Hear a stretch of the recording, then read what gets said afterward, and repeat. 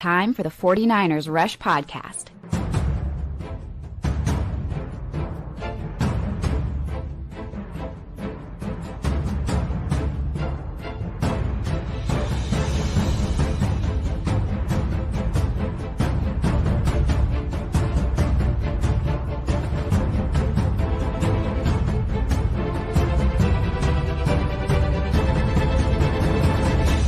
And here's your host, John Chapman. What is going on, faithful? It is absolutely incredible to be with you guys today. Now, I appreciate everybody just being patient. I don't take time off often, really never. I really like my job, but we took a full week off, went on a cruise with the fam, celebrate the father-in-law retiring. It was an awesome time. Appreciate everybody that was patient, and I did also appreciate all the messages of where you been, what's going on. So yeah, sorry about that. I will not do that again. I got one more week off for my 20th anniversary this off season, but that's about it. Other than that, we're going to be here, and man, we landed. Got back super, super late last night and, man, just woke up chomping at the bit, ready to talk. So this is episode 1613 of the 49ers Rush Podcast, and this is going to serve as your 49ers kind of free agency primer. Excited about this. We're going to be going over, talk some Eddie Pinero, why that was such a good deal, what to do about Thomas Morstead in the punter position, some 49ers free agents I'd like to get maybe signed, and even leaving the episode with a very long list of my Rush Crush 49ers free agents that I think fit what the 49ers do schematically, and sticking with that kind of younger, cheaper, value type signings. Again, this is free agency tampering period starts tomorrow. So this is kind of the last 24 hours where you're going to get a lot of rumors and stuff, which is fun, but all the new deals get announced tomorrow. Not all of them, but a large majority, the blockbuster ones. And last year we got nothing from the 49ers. Remember, all we got was Mac Jones, and we got the freaking tight end who I don't even want to talk about. So that was it. Nothing else really kind of took place. That was it. So I do expect the 49ers to be more aggressive in free agency this year, but nothing like what we used to have. Like last year, you did not sign one starter. The 49ers did not add one starter on offense or defense last year in free agency. Younger, cheaper. This year, I think will be a little bit different. I could see them adding 1 to 2 starters. So we're going to get into that. Plus, obviously, your comments. I'm sure we'll dip into the draft a little bit. But just want to say thank you for everybody being here. Love all the hashtag CCs, which stands for Countdown Crew.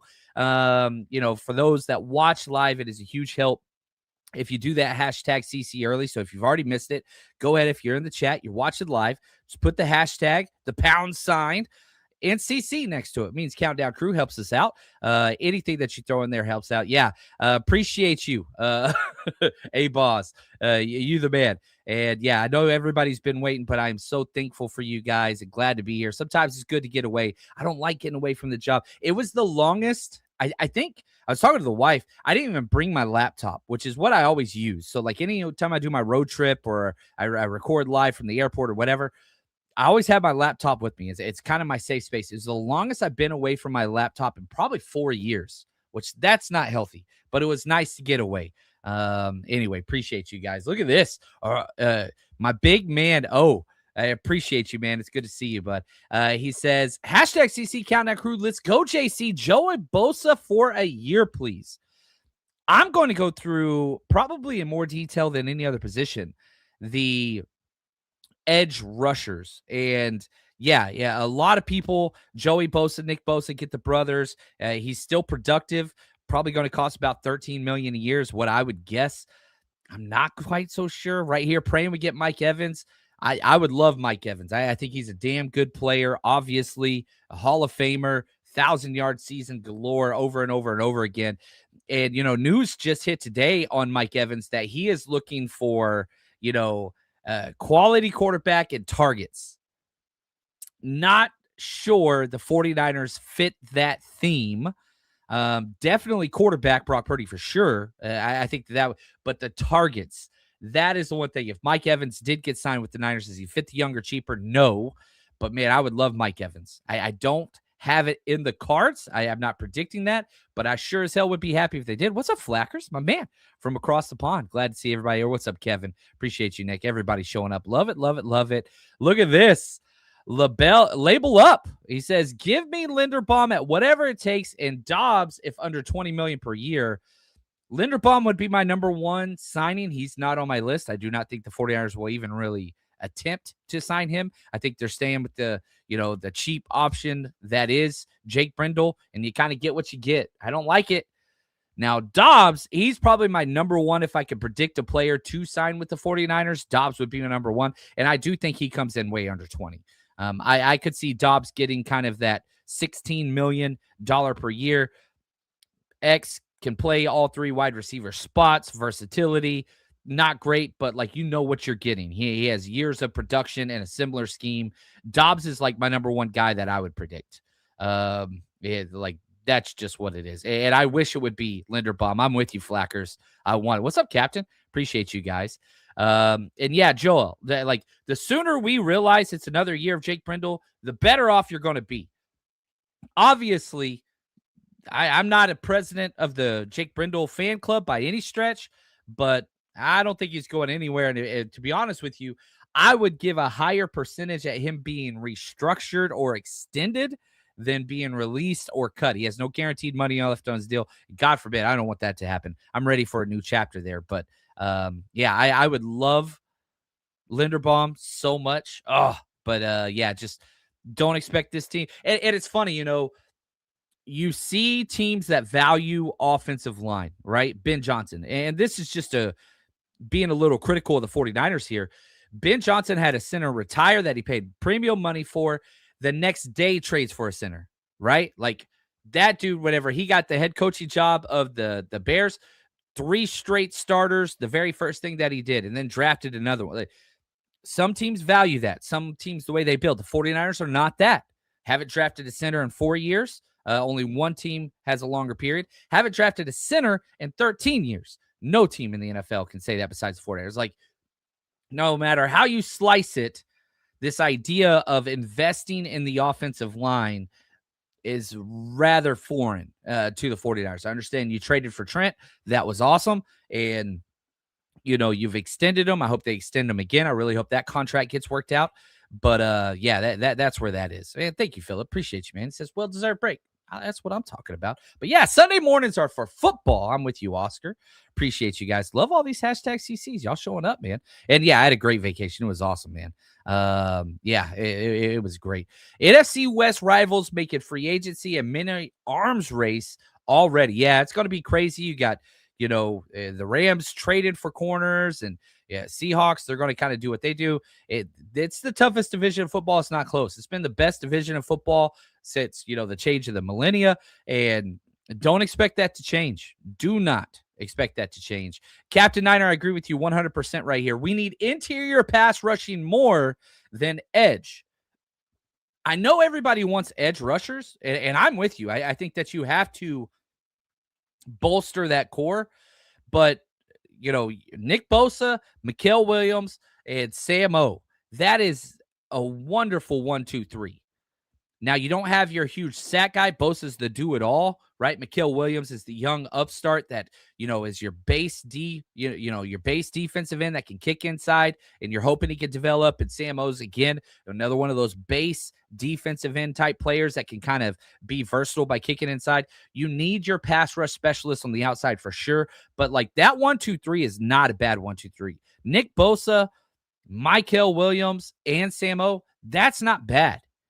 The defensive tackle room, you have 2 young upstart players in CJ West and Alfred Collins, but they're not pass rusher guys. And I agree, Captain. Defensive tackle from a pass rushing perspective, much more valuable for this roster. You just don't have it. It's not there. Now, do you stick with this idea of this NASCAR package, which has not worked since 2019, if I want to be honest, where we're just kick guys inside, and so maybe we don't need pass rushing defensive tackles because Mikael's going to be in there, Sam O's going to be in there, whomever else you add can play in there on 3rd and long. But let's just be very honest. It has not worked. Hasn't worked. Yeah, Rashawn Gary, if released, I love that. Man, what's up? What's up, SJ? Yeah, Rashawn Gary would be awesome, and I do expect him to be released. Yeah, that's for sure. Right here, I'm happy to trade away any old guard except Purdy, Kittle, and Warner. More quality all around rather than a few positions. Don't expect that to take place either. The 49ers blueprint is very clear. You have your major staples, your blue chip players, right? Warner, Kittle, Bosa, Trent, CMC. Yeah, you could add more to Kittle. You could add more to that. After that, young, cheap, valuable influx of talent to bolster those blue chip studs. That's the 49ers way right now. It's not changing. So, like, I do not expect the 49ers to go out there and to, trade these big blue chip players. That's not going to happen. I understand the idea of this. Well, like, let's rebuild now. No. The 49ers are not, quote unquote, rebuilding. Get younger, cheaper, but keep your studs. And we saw that last year, right? We had a lot of the blue chip guys go down, but CMC, Trent, they were able to kind of keep the ship afloat, and everything kind of kept going. But man, this is going to be fun. It's going to be a fun week. Free agency is no joke, man. There's no doubt it is a big time. So appreciate all the hashtag CCs. They're still coming in. Let's talk Eddie Pinero, because I haven't got to talk about this deal. I was on a boat, or I was on a plane whenever we were flying all over the place yesterday, but I was on a plane whenever it got announced. I was like, I did a show with Larry Krueger on KMBR and on YouTube where I was like, the number one priority for this offseason needs to be lock up the Eddie Pinero deal before free agency and before the draft, for several reasons. One, I considered Eddie Pinero the best kicker in the NFL last year. And I'll give you some supporting whatever. He signs a 4-year, $17 million deal with $10 million guaranteed. Fine. Like, that is awesome. $4.25 million per year. That's all the details we know. We don't know the cap structure. We don't know all that stuff just yet. We'll see. But just on a per year, that makes him the 13th highest paid kicker in the NFL. I don't care how you slice it. Eddie Pinero doesn't have the longevity, the resume over multiple seasons, multiple teams to be able to say, like, oh, I'm a perennial Pro Bowler type guy. But 13th highest paid kicker on a per year average? Yeah, I'm in. The only negative to Eddie Pinero is he doesn't have the experience where he's done it back-to-back years. And he's extra points. You look at him, extra points, he was 88%. That's horrible. He made 36 extra points out of 41, meaning he missed 5. But that put him 35th on just the extra point percentage. Like, that's the negative to Eddie P. But the positives are off the freaking charts. Are you kidding me? I really do think he was the best field goal kicker in the NFL last year. Now, missed week 1, had the injury, missed a couple other games. That pushed him out of a lot of contention for Pro Bowls or whatever else. But did you know that Eddie Pinero's 96.9% field goal accuracy last year? 96.9, right at 97%. It was the highest in the past 5 seasons of the NFL. Past 5 seasons. For anybody that attempted over 10 field goals in any of the last 5 seasons, it was the best. Not just last season. I'm talking 5 consecutive seasons in a row. He had the best field goal accuracy percentage for anybody that tried more than 10 kicks. You're paying him 13th. Now, can he continue this? I don't know. Probably not. But he doesn't have to. If you told me right now that Eddie Pinero dropped from 96.9% down to 92, 91, 90%, this is still, compared to what the other kickers in the NFL are making, you're still getting a value based off of the current market trends at the kicker position. So you're paying Eddie way below market value and leaving so much space, flexibility for him to, kind of regress to the mean and still provide value. The dude was awesome. He missed 1 field goal, and it was 64 yarders. It was at halftime. At the Indianapolis game, it was all the dong. Anyway, dude went 7 for 7 on 50-plus yard field goal kicks besides that 64-yarder. So if you want to say 7 for 8, that's the only thing he missed. Made every single one inside 30, made every single one inside 40, every single one inside 50. I love this deal. And probably the gravy or the cherry on top for why the Eddie Pinero deal is so great is now Kyle Shanahan can't draft a damn kicker for 4 more seasons, which was the stupidest damn pick in franchise history. Absolute waste. Not to mention just that Jake Moody sucked. But spending a 3rd-round pick on a kicker is stupid as shit. I'm sorry. Pardon my French. Sunday morning, whatever. That was dumb as hell. Never do that ever again. Never draft a punter again. Which brings me to my next point. Thomas Morstead deal. There are rumors they're working out a deal. Morstead and Eddie Pinero, not really comparable. Morstead did not have a good year last year. He did not. Below average punter, but probably my biggest problem with Morstead was how bad he was in that playoff game against the Eagles. He had a punt for 25 yards and a punt for 35 yards. And it's not like they were just touchbacks or like they were just shanks in the playoffs. Now, I had a 51-yarder, the Seattle playoff game, but I didn't like that. You go through the metrics with Thomas Morstead. His grade, 54.8 on PFF, 33rd best. That's not good. Yards per punt attempt, 54.8. That's not good. 34th. 36.9 net yards, that's 35th. 25 inside the 20, that's 21st. Like, just wasn't great. The one thing that was really, really cool about Thomas Morstead, he had 1 touchback all year and playoffs combined. So, like, whenever you're fighting for those field position, that dude does not kick touchbacks. 1. It was 2nd best in the NFL. The only punter that was better was Brian Anger for the Cowboys. But even his hang time, 4.1 seconds, worse than the NFL. Like, I don't mind keeping the continuity with Thomas Morstead, but it's league minimum deal at best. Now, and again, if the 49ers are going through their draft grading process, and if they have 1 punter with a 7th-round grade on it, then overpay Morstead. I'd prefer that than spending a dumbass pick on a punter like you did Mitch Wisnowski. That was stupid as hell. Like, do not draft punters, do not draft kickers ever, ever, ever, ever, ever, ever, ever, ever, ever, ever. Don't do it.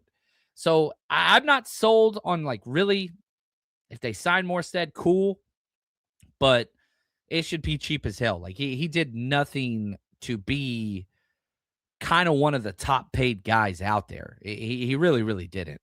And it's not like I just, like, dislike him or anything like that. It's just, like, what did he do? He had a couple games where he was, like, red hot and down, like, several inside the 10. That was cool. But you look at just, the hang time, distance, even net return yards, which, like, it's just a lot of it just not good.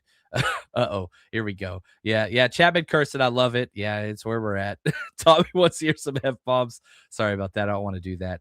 Bobo, hopefully Eddie Pinero doesn't hit a slump because Jake Moody took us to Super Bowl. Jake Moody missed a kick in every playoff game he's ever been in. I don't even think they're comparable. Very happy Jake Moody is somewhere else. But anyway, and yeah, Monkey, I do think that this is important. The veteran presence of Morstead, I do like that as well. But what are you paying for, right? If you pay a veteran that's been around that long, they get bumped up with their accrued years. It gets more expensive. So I don't know. Whatever. And yeah, Ghost. The 3rd-round pick was the stupidest thing Kyle ever did.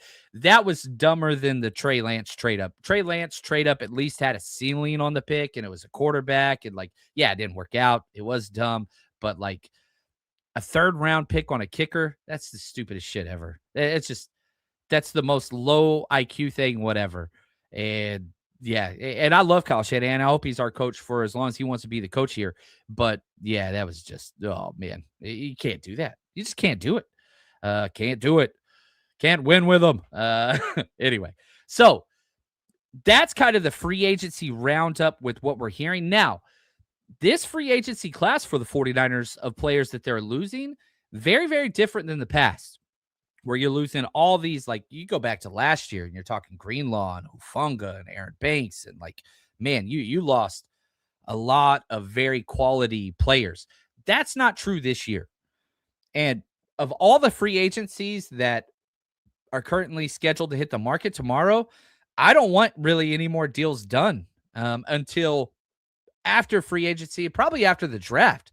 Like, there's a lot of guys that's just like, man, it'd be cool to have them back, but not if you sign somebody at that position in free agency and draft it. So, like, guys like Kendrick Bourne, Sky Moore, Cleveland Farrell, Curtis Robinson, Ben Barch, Matt Hennessy, Garrett Wallow. I like all those guys, but those are like back-end roster players that you're hoping can provide. Like Sky Moore, all right, I like Sky Moore, but like for me, I struggle with the boneheaded decisions that he makes consistently. He got better. And I like Sky Moore. Like all those guys, I would love for the 49ers to bring back. Not right now. Not right now. Let's see what happens in free agency. Let's see what happens in the draft. And then bolster your 90-man roster with these guys on the back end. Again, Kendrick Bourne, Sky Moore, Cleveland Farrell, Curtis Robinson, Ben Barch, Matt Hennessy, Garrett Wallow. Like them, but they should not be part of your we got to have guys.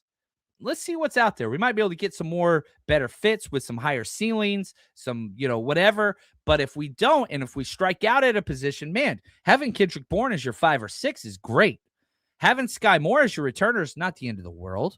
I would prefer to get somebody that has some wide receiver promise that could participate there. Cleveland Farrell, yeah, you got him off the street last year, and he came in. It was one of the better guys whenever you had all those injuries. But is there room for Cleveland Farrell if everybody stays healthy and you draft a defensive end in the top 3 rounds? If you sign a defensive end in free agency in days 1 or 2 of free agency? No, probably not, right? Curtis Robinson, Walter Payton Man of the Year, freaking love him. Special teamer only. I would like to have him back. But like the one name that I have left off that I do want to sign is Luke Gifford. Pro Bowl special teamer. Now, special teams only. Dude was awful at linebacker. Luke Gifford, I would like to sign now. Now, you have 2, restricted free agents that can't negotiate with other teams, and that's Sam Okwanu and Jake Tonjes. Los Gatos, baby. Get those guys back. But you're not competing, so you don't have to rush with those guys because nobody else can get them, right? All those different things. So that's kind of where I am on those. But yeah, right here, Dan, he says, John, speaking of Lance, thoughts on Little Bro? Yeah, Bryce Lance, fun player. 49ers need an X, no doubt about it. Went out there and tested like a freaking stud. And whenever you look at him and just what he's been able to do, we're talking Bryce Lance out of North Dakota State, right? Played same place. It measured in at 6'3", 204. And yeah, ran a 4.34. Now, also, I should probably talk about this.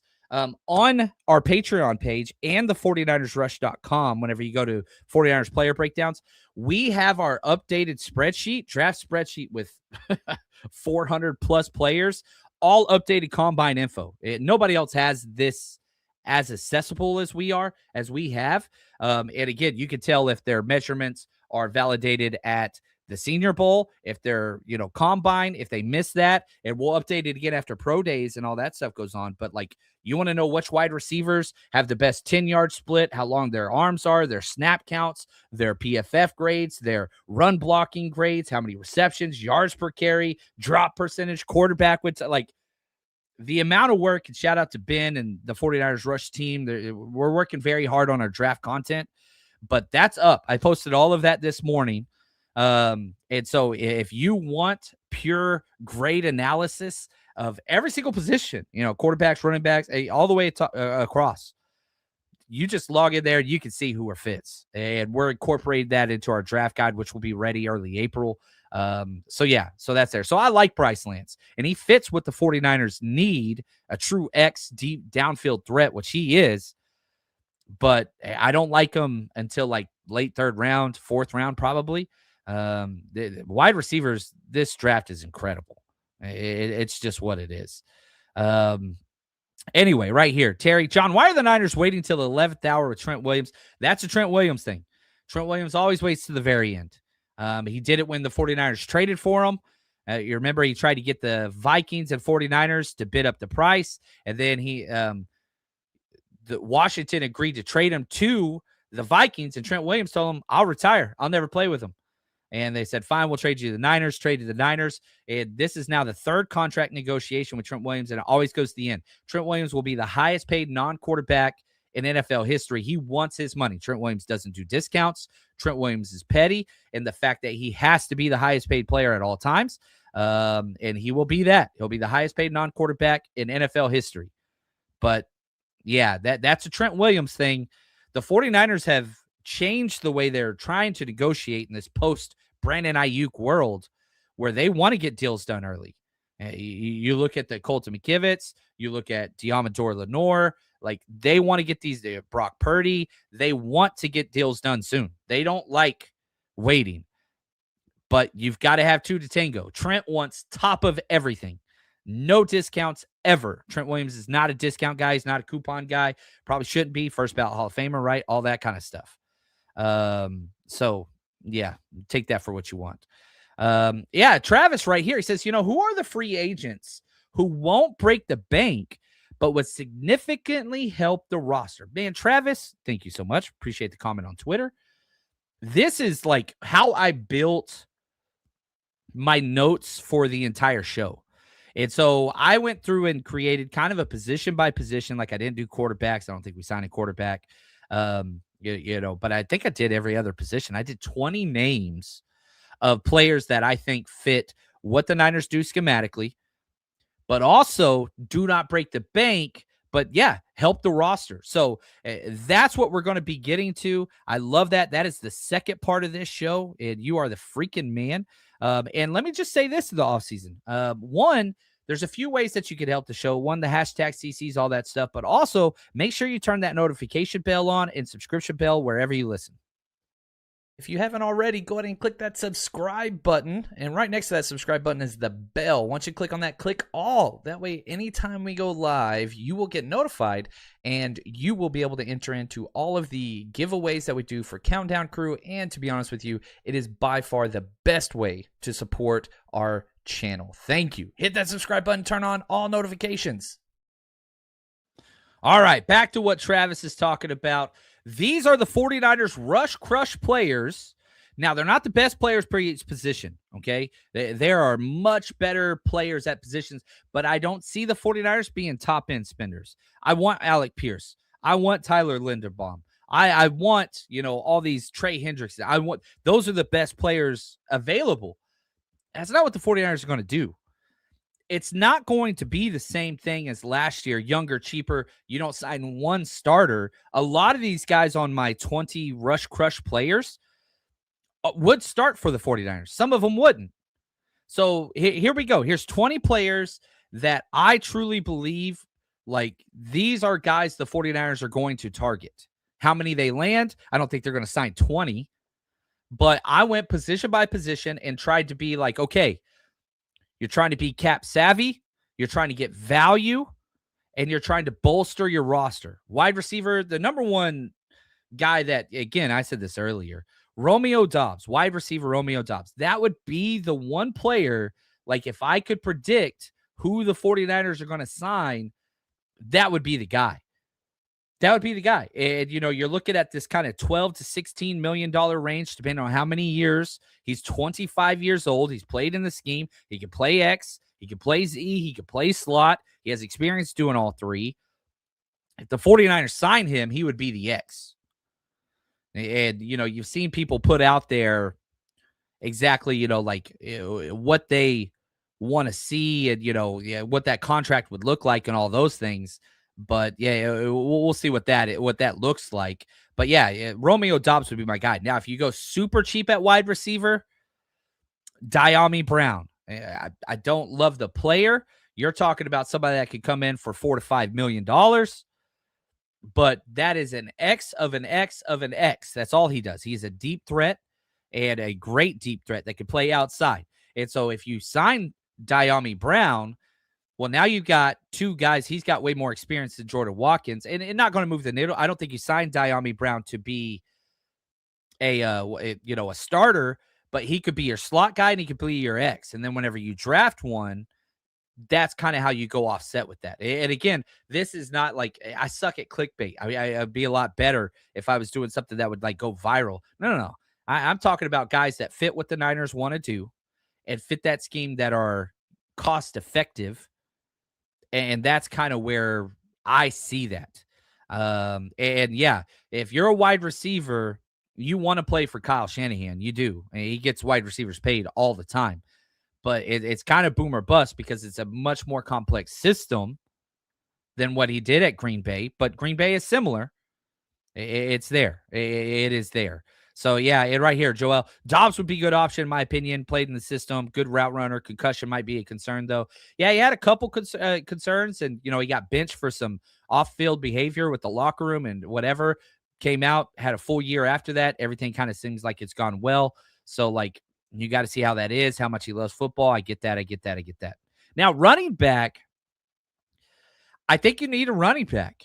And I am kind of tired of drafting running backs. I'm not saying don't draft one, but you have young pups. You have, Christian McCaffrey, obviously. Jordan James, I expect to be the number 2. Isaac Rindo, I've been off that train since before we drafted him.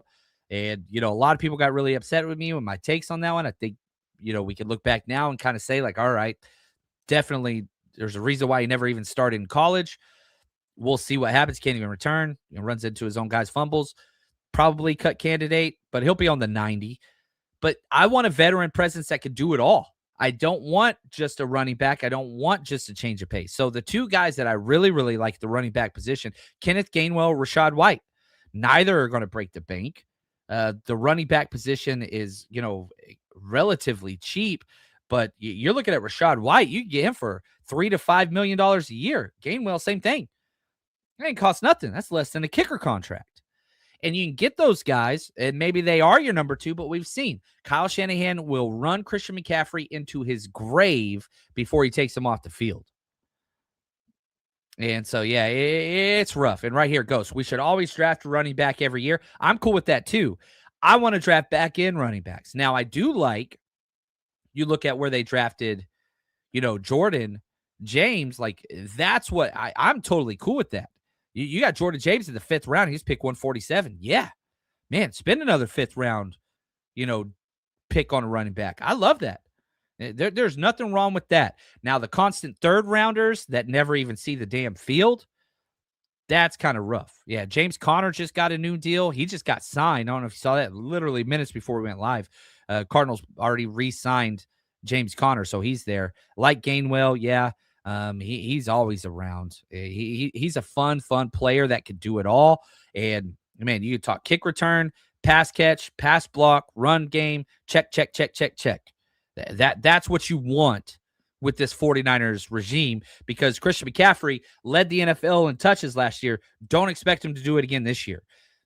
This is the 3rd time Christian McCaffrey has led the NFL in touches. The 2 previous times, never played more than 4 games the following season. I don't expect that, but yeah. Now, if you want speed at the running back position, Rachaad White has speed. Kenneth Gainwell has speed. They're more all-purpose backs than those home run speed guys.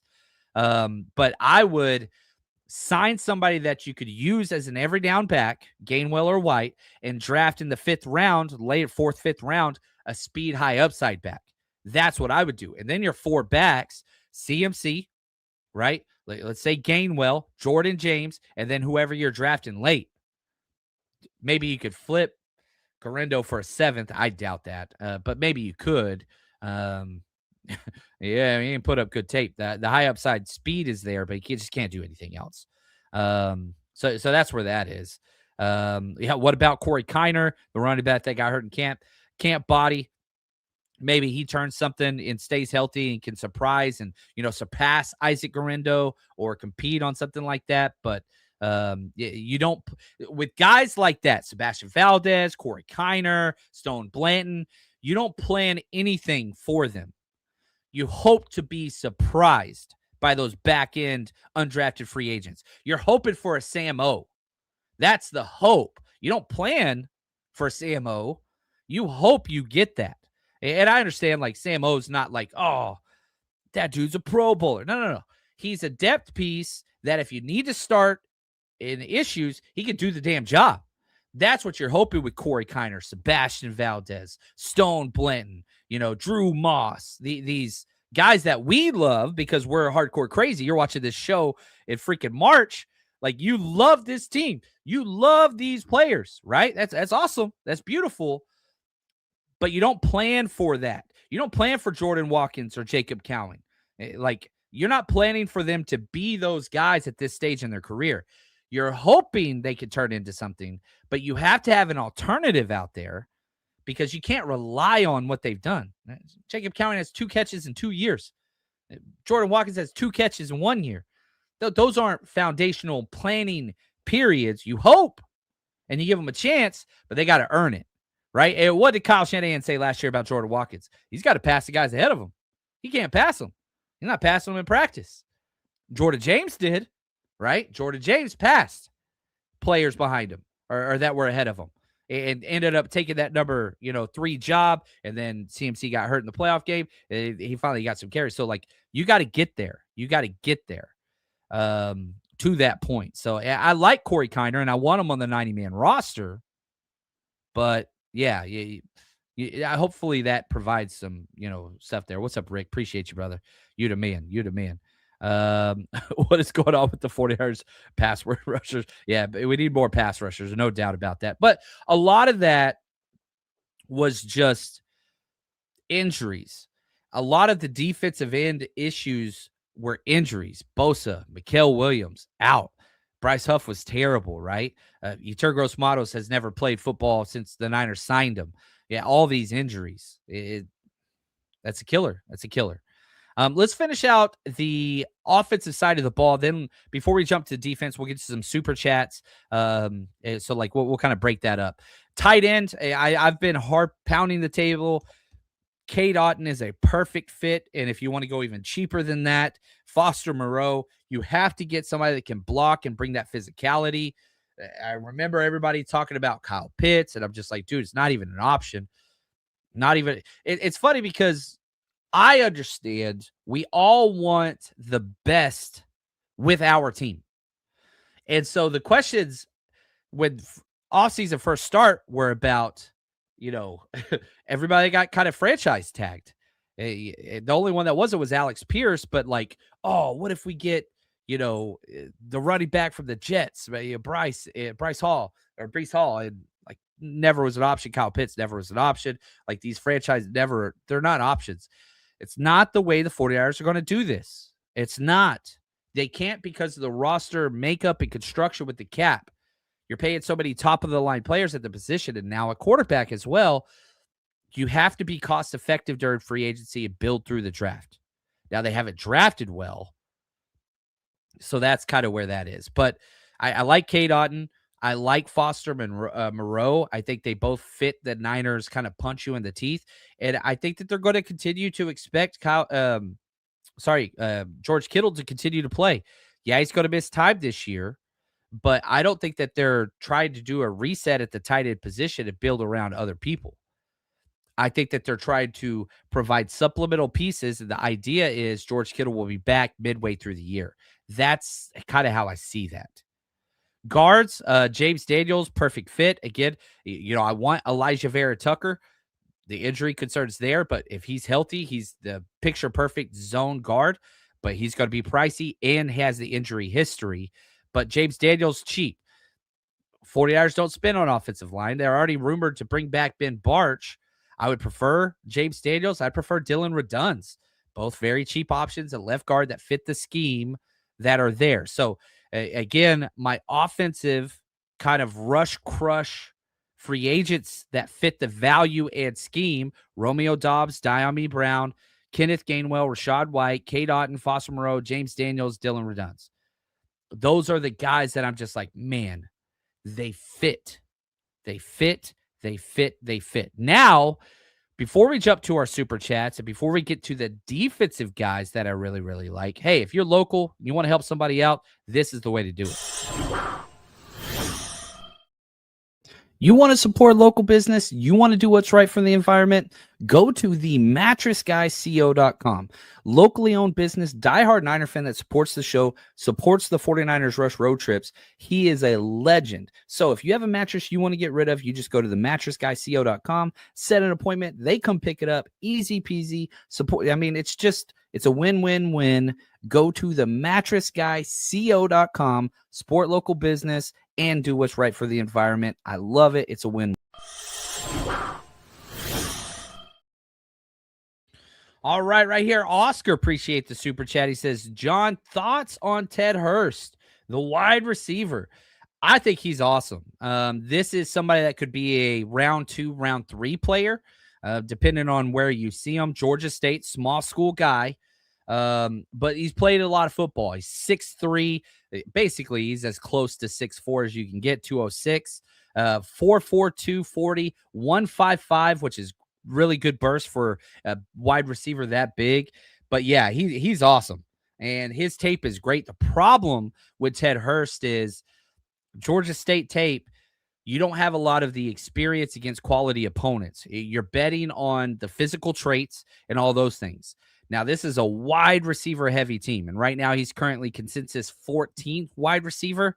But man, people are talking about 7 wide receivers going in the top 50 picks, all that kind of stuff. And again, depending on consensus, which now is going to start to kind of get a little bit more solidified post combine because you have a lot of these metrics.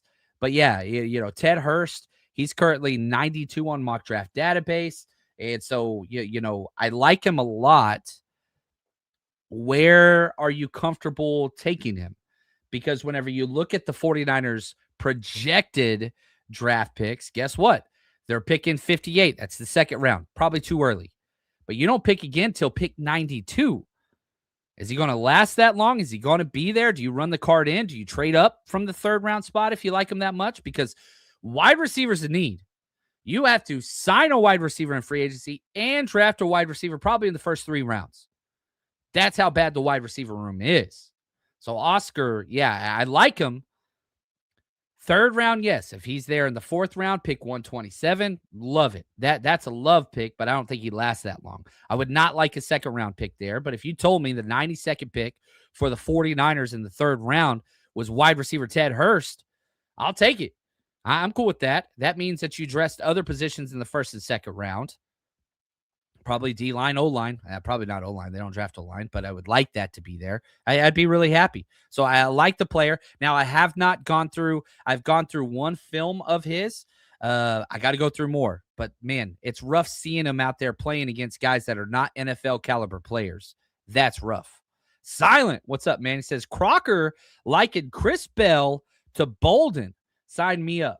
We have a full Chris Bell breakdown video up on our Patreon and the 49ersrush.com. And yeah, I called him a smaller DK Metcalf was my comp for him. Here was my draft right up on Chris Bell. Now you have to understand he's got the major injury. So like that's just what you've got to understand. Like he's got the major injury, did no measurements, none of that stuff at the combine. Injury, he tore his ACL November. So you're talking about somebody that's not going to participate in training camp, OTAs, none of that stuff. Like this dude, you're waiting. You're not opening this package until October. He could start to practice, right? Like it's going to take some time. But I like him. 6'1", 222. Way smaller hands than I thought he would have. Way smaller arms. He had 10-inch hands. That's fine. But this is what was my film notes write up on wide receiver Chris Bell. Big and strong, elite burst. Doesn't get much separation versus elite corners. Talked about the ACL tear, but had 22 miles per hour, tracked several times on GPS trackers. So you're talking size, weight, tough as hell. Yards per catch machine, 14.3 yards per catch. Across the last 2 seasons. Acceleration jumps off tape. Ideal wide receiver build in strengths, but more of a Z roll gadget player. Doesn't run the full route tree, and that was kind of a problem. He's built like a big running back, but man, his upper body strength, this dude bench presses corners that try to kind of press him. Like, you don't press this dude. He's a bully. He is a bully. Fearless over the middle, doesn't run a complex route tree, so that's huge, and he's going to miss training camp. So Chris Bell's an awesome player. Tape's great. It's an ACL, which in today's NFL world, not the end of the world, but he's going to be redshirted. This is somebody that you're hoping to contribute, starts practicing in October, maybe starts getting some reps in November. not starting until December, and you're on a playoff run. So I like him. And shout out to Eric Crocker. He's a freaking man. Good friend. Big fan of their show. Him and Peacock. They're great. Consider them great dudes. So don't disagree with the problem with my Chris Bell to Anquan Bolden take doesn't run the route tree that Anquan Bolden does. Who does? Anquan Bolden's one of one, but he is built similar. You stack him next to him, the physical look, yeah, he's mean as hell. That's there as well. And you look at just kind of like his run blocking rate was 67.7, which isn't bad. That's pretty solid, but it's like, dude, you can bully corners when you want to. Do it more often in the run game. So I do like Chris Bell. I'd be fine in the second round, third round for him. Chris Bell was healthy. He'd be a first round top guy. And probably the better comp isn't, a smaller DK or Anquan Bolden. It's probably Xavier Legette. And I think that's about the round he would go. And that's about as raw as he was too. So like that's kind of putting Chris Bell a little bit in a bubble or a box, whatever. But that's what I see. But the play tape, he plays like DK, just a smaller version, in my opinion. Jordan, appreciate the super chat. The middle class of free agency is nice this year. Agreed. There are a lot of quality free agents you can sign that are back-end starters, high-end depth pieces for value. And free agency, they're going to pay attention to the top of the top of the top. I get that, the dollars and cents and whatever else, but that's not where the 49ers are going to be operating. They're going to be operating with, okay, the free agency has set the market at this position with these high-end deals. We're going to operate underneath that. So let's get back to the defensive side. Shout out to Travis. Who are the free agents who won't break the bank, but would significantly help the roster? Right here, as shout out to Sin. She's incredible. I'm tired of bringing in injured players. If you don't touch injured players, you're dealing with about 25% of the pool in the draft or free agency because football is a 100% injury sport now.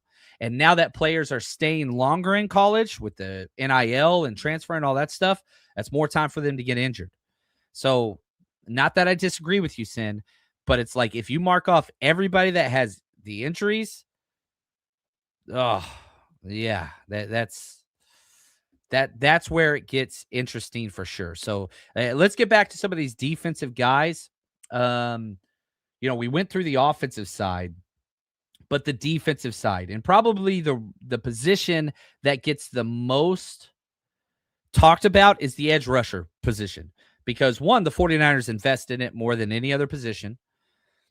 And they were so bad at pass rush last year. A lot of that's the injuries, whatever else. But it's an issue. So let's talk about the edge position. I have 3 players that just kind of make sense for me, dollars and cents wise, because you're not going to sign a starter. Again, Nick Bosa is a starter. Mikael Williams is a starter. You're looking for that complimentary third pass rush option that is value, not high end. Yeah, Trey Hendrickson's awesome. Yeah, Jalen Phillips is awesome. Awesome. Owe is awesome. Those are $20 million a year players. I don't think that's what the Niners are going after. And shout out to my man, Ben. He put together this true pass rush win rate versus, here's the top pass rush win rate. You have Trey Hendrickson at 25. You have 25%, so he wins 1 out of 4. Jalen Phillips at 24. Arnold Ebiketie at 21%. He's the third highest. You can get Arnold Ebiketie for $9 million per year. Now, will Arnold Ebiketie come to the Niners? Remember, Raheem Morris was his head coach for 2 years at Atlanta. 1 year was stellar, but then they drafted not 1, but 2 first-round edge players. He lost his starting job and didn't play much last year. But the times he did play, so will Arnold Ebiketie follow as a head coach that benched him or replaced him? I don't know. He's a perfect fit as that number 3 option. Boye Mafe, again, 17% win rate. You can get him for like $12 million. That's probably the guy I would want the most. And Joseph Osai, he's got a 13% win rate. You get him for $8 million. Cheap. High energy guy. He's a Longhorn. I'm biased there, but great dude, great character, great locker room, great effort. Dude, I would love that. So those are my 3 edge guys. But there's a lot. And there's guys that you've had in-house. Charles Omenihu, Samson Ebukam, Arnold Key. Those are guys that have been through here. Yeah, man. I don't know. That's there right here, sticking with the theme. Got some more super chats I'll get to in a second, but I want to stay on this edge rushers topic. Mafe and Bichetti are 2 of the obvious ones. Gary, if he's made available, Rashawn Gary's going to get paid. He's going to get paid, 16, 17 million a year. And I think he is a every down guy. His kind of athletic profile is going to put him closer to Michael Williams. It's a little redundant, but yeah, I like him. I think they're going to go cheaper. That's just the way I see it. Sid, John, you're probably right. I appreciate you. I'm just so bad about the Seahawks. We all are. I'm blurring my vision on a lot of things. Nah, you're very rational, very intelligent person. But yeah, like I feel you, and I constantly have to check back. Like I do the same thing. I really, really do. Anyway, but yeah. So those are my 3 edge guys: Arnold Ebiketie, Boye Mafe, Joseph Osai at the edge position. Those are my guys there. Let's see here. I've got a couple more super chats. Let's get to this. Oh, here we go. I like this. Paul, appreciate you. Thoughts on Skylar Bell? He is my draft crush. You're talking 5'11", 192. He's one of the smaller wide receivers in this draft, but not small at all.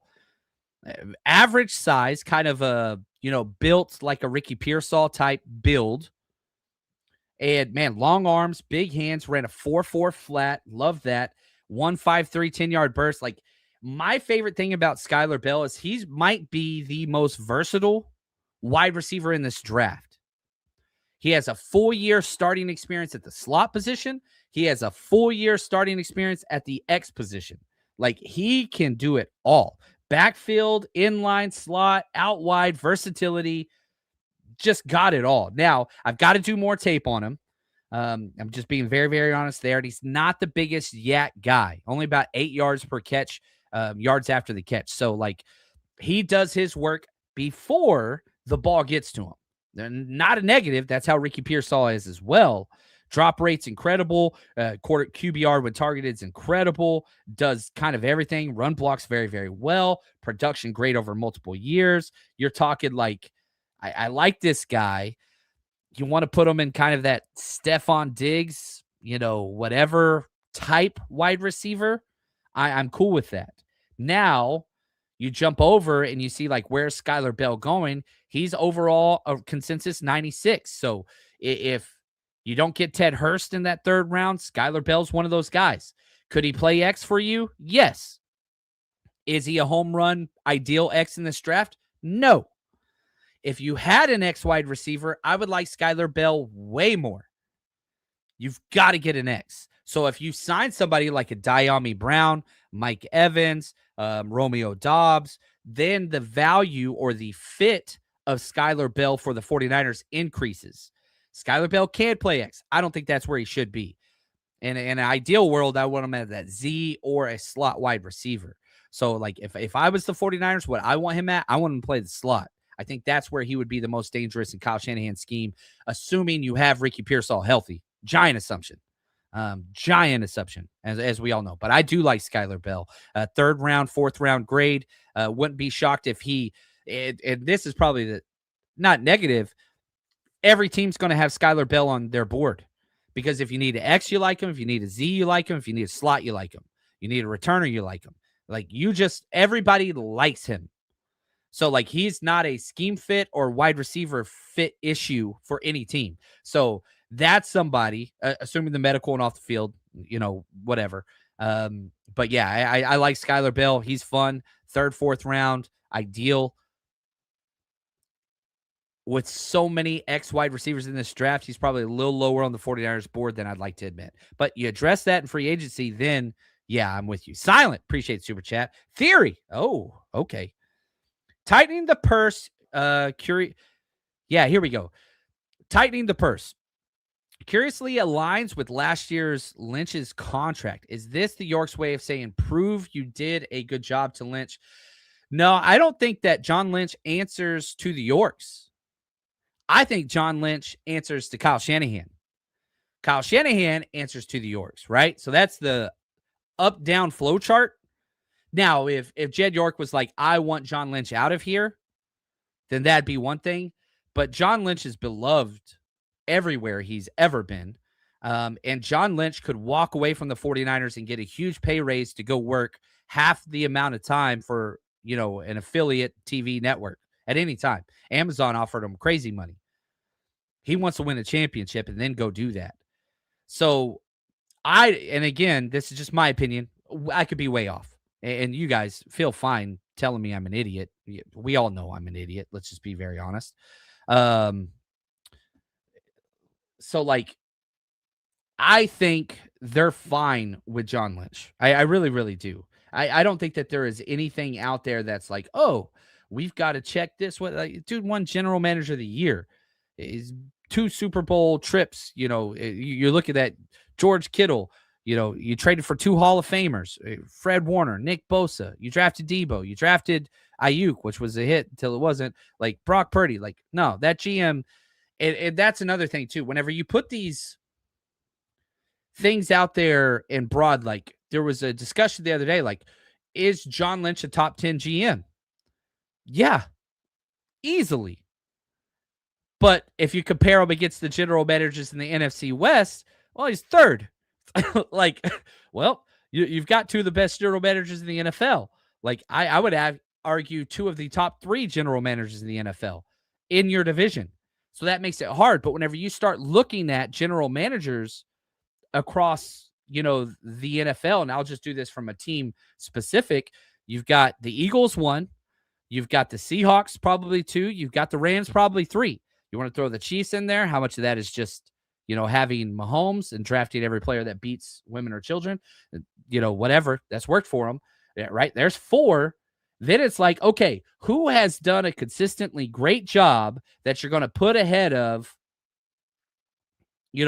John Lynch? You want to say Baltimore? I'm cool with that. That's 5. After that, shoot, man, I'm going through these. Denver, maybe you could talk about that. George Patton, how long has Patton been there? But is he really making the decision? He's been there 5 years. All right, cool. That's 6. All right, that's fine. After that, definitely not them. No. Maybe you want to put Detroit there. That's 7. Maybe Green Bay. That's 8. That's it. So that's where you have to put John Lynch in that kind of 6 to 10 territory. Whether you hate him or you love him, he's 5th. You hate him, he's 10th. And I think you got to remember, Jed York went through the Trent Baalke, whatever you want to call it. John Lynch is nowhere on that spectrum, whatever the hell that spectrum is, right? This is somebody that is Captain America. That's what they call him. They call him Captain America throughout the building. He's top 10 at least. And so I'm not the biggest, I don't give John Lynch a lot of credit. I think that he is really good at what he does. It just keeps everything kind of calm, chill, collected, and, constant rebranding, a political approach to word salad, and doesn't really say anything or do anything. Just, clean corporate image. It's Kyle Shanahan, everything. And what you remember when they asked John Lynch at the combine, oh, what were the thoughts with the hiring of Ray Morris? He's like, oh, that's a Kyle decision. That ain't me. He's a general manager. He ain't got, it's Kyle. Kyle hired John. It goes Jed. It goes Kyle. It goes John Lynch. And John Lynch is probably closer to the people below him than he is closer to Kyle Shanahan or any of those other ones. But yeah, right here, 40 Hours Throwback. What's up, Josh? He says, yeah, he's top 10 at least, not top 5. I agree. I'd probably put him 7 or 8. But again, I don't think he's really making a lot of the decisions. I don't think he makes decisions on trades. I don't think he makes decisions on draft picks. I think that he is kind of your CEO figurehead, and that's not a negative. That's not a negative. But if I'm building an organization, John Lynch probably not going to be at the top of my list. But for the report card you're putting out there for what he's done, he's got to be top 7 or 8, in my opinion. I don't know. I don't know. You trade for 2 Hall of Famers, get to 2 Super Bowls, got to win them, but you've built some freaking quality franchise. Like you've built some rosters, man. You've built some freaking badass rosters, and you are part of that. You're the general manager. All right, Travis, back to his thing. Free agents that won't break the bank, but will significantly help the roster. Defensive tackle only have one. Probably one of the biggest issues with the 49ers team is the pass rushing at the defensive tackle position, but there's just not a lot. There's been a dramatic shift in defensive tackle becoming a premium position. 49ers probably started that whenever you traded DeForest Buckner, if I want to be honest with you. One of the many moves that led to that. That was a mistake. We can say that now, right? Obviously.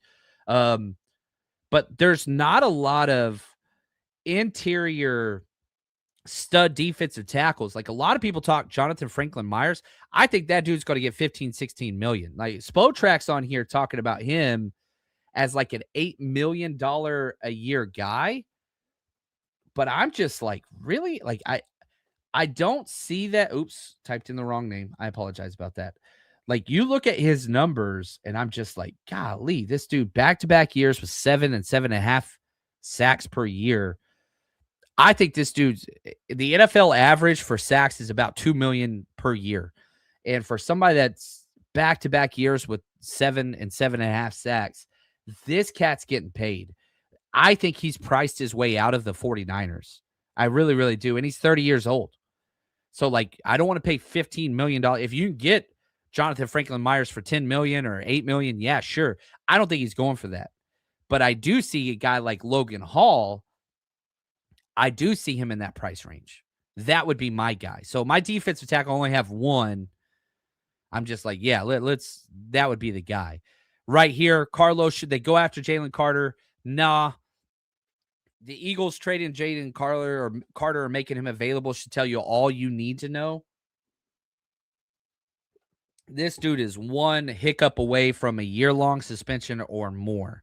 And, you know, the 49ers do not go after these types of guys.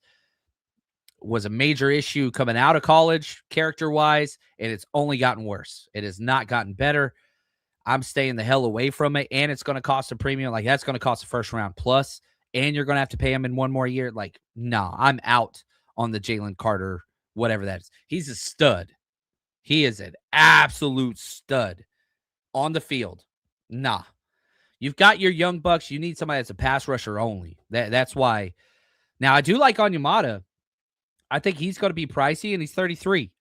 Again, younger, cheaper. It's not just younger, cheaper like it was last year, but 33 and not cheaper, right? Like, I like David Onyemata. He's coming from the Falcons, so Raheem Morris obviously likes him. I don't want to sign another 33-year-old defensive tackle. I don't want to do that. For top of the market money, he's going to get 10 to 12 million a year. Yeah, I don't think Jalen Carter and Hargrave are comparable at all. It's the off the field stuff that scares me, and the price. You're going to have to give up, you know, 2 second-round picks and pay the dude. And that's why I'm out, right? Shark Tank. And for that reason, I'm out.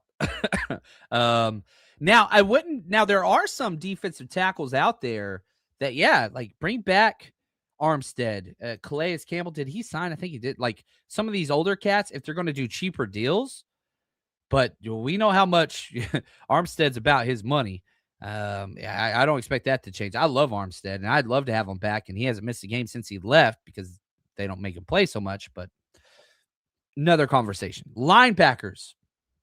Niners need linebackers in the worst of worst ways. Really wish they would have. I'd bring back Greenlaw if there's even a chance of that. I doubt it could happen. He has to be cut first, but like I would bring him back in a heartbeat. I freaking love that man. But I have 3 linebackers. Caden Ellis getting a lot of publicity right now as a Niners target. Obviously, he was the captain of Raheem Morris's defense with the Falcons. You know, he is older. He's 30 years old, but not too old and done it recently. Nakobe Dean, Leo Chanel. Like, I've got 3 linebackers. This linebacker free agency class is awesome. It is awesome. You got top end guys, Devin Lloyd, Okereke, Tremaine Edwards. Awesome. Demario Davis. Great. But man, there's excuse me, so many guys. Matt Milano, Landon Roberts, Alex Singleton, Akeem Davis Gaither, Alex Anzalone, Levante David, Jacoby Dean, Quay Walker, Devin Bush. Like, there are so many off-ball linebackers in this free agency class. Like, this is the one where I would say, let's just wait and see. Let's let the first 4 to 5 linebackers get signed, set the market, and then just go after one. Like, there are so many. There is no reason to go into this season with D. Winters projected as a starter. Don't do that. Sam linebacker, cool. Not your will. No. He did not develop at all year. Not that he didn't have good plays, but no, you can't do that.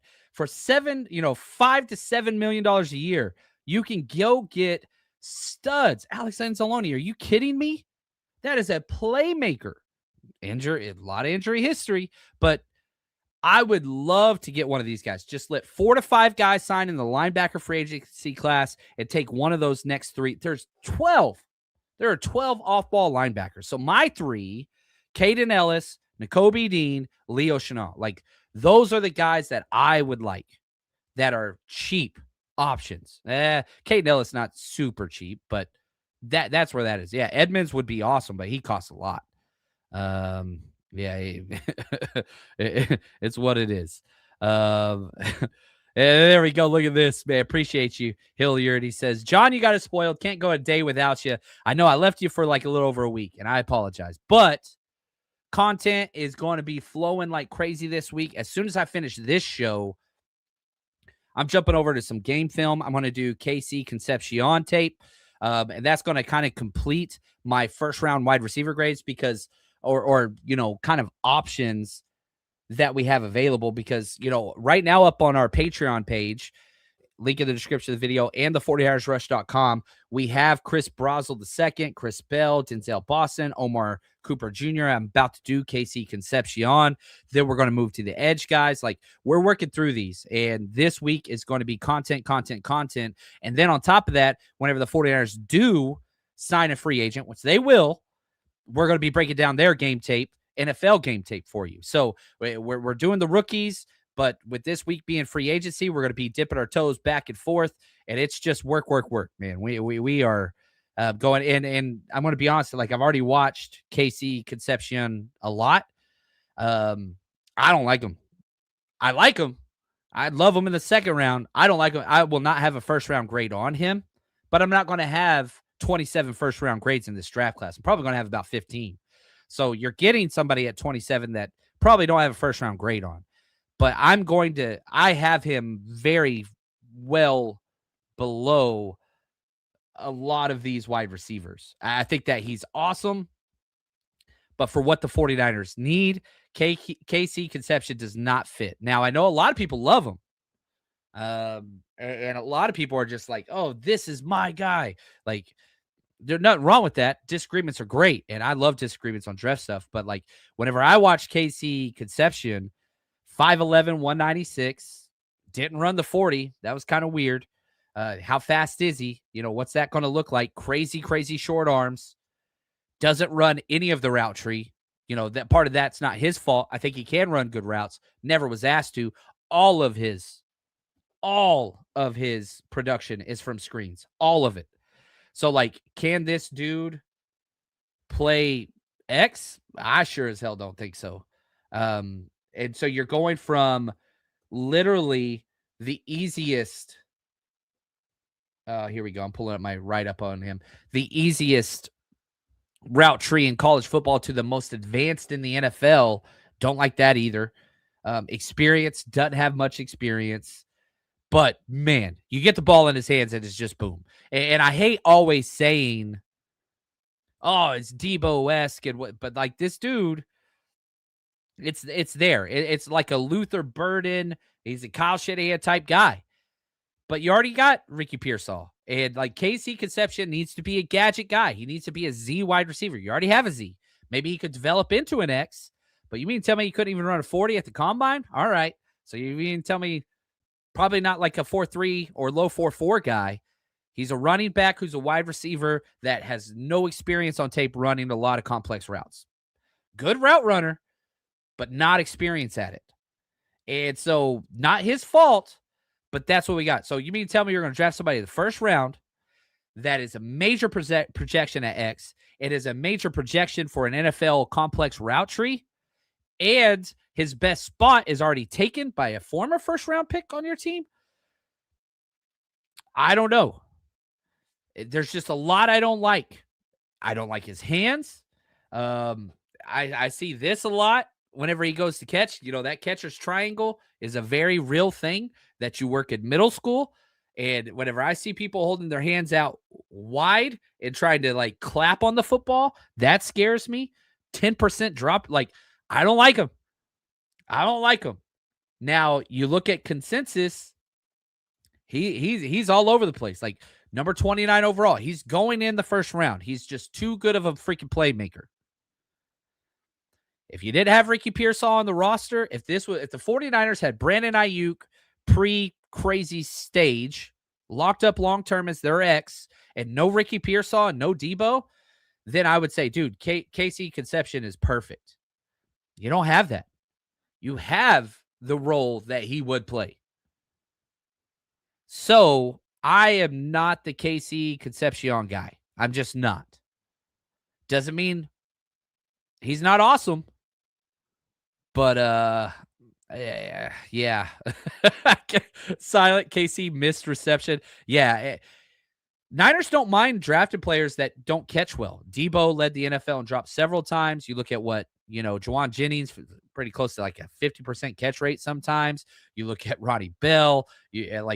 They go after these guys that is not super high on their list. What is high on the 49ers list is that gauntlet drill. KC Concepcion dominated the shit out of that.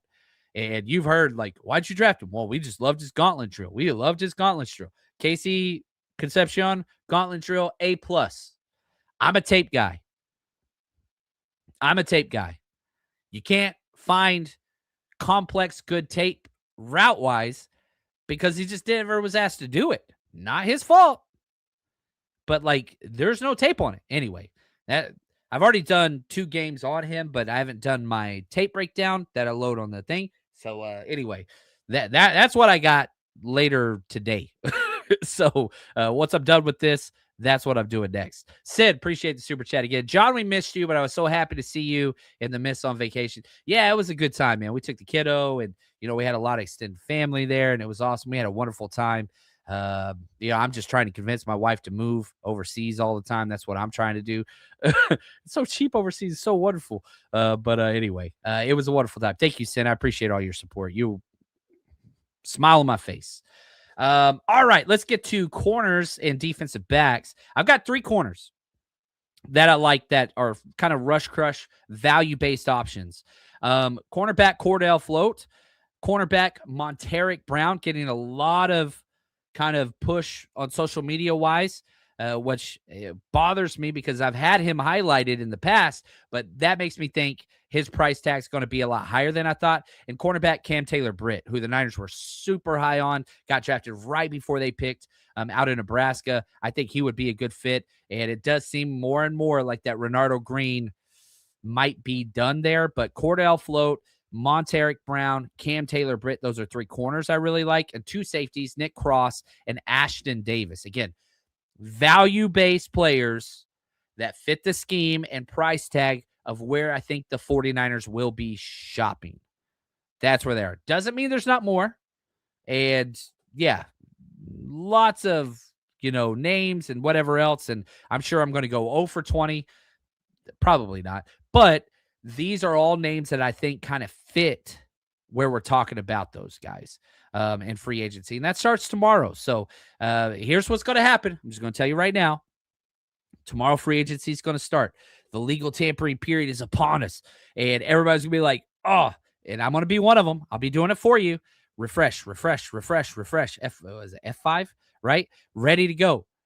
But the Niners, slow and steady.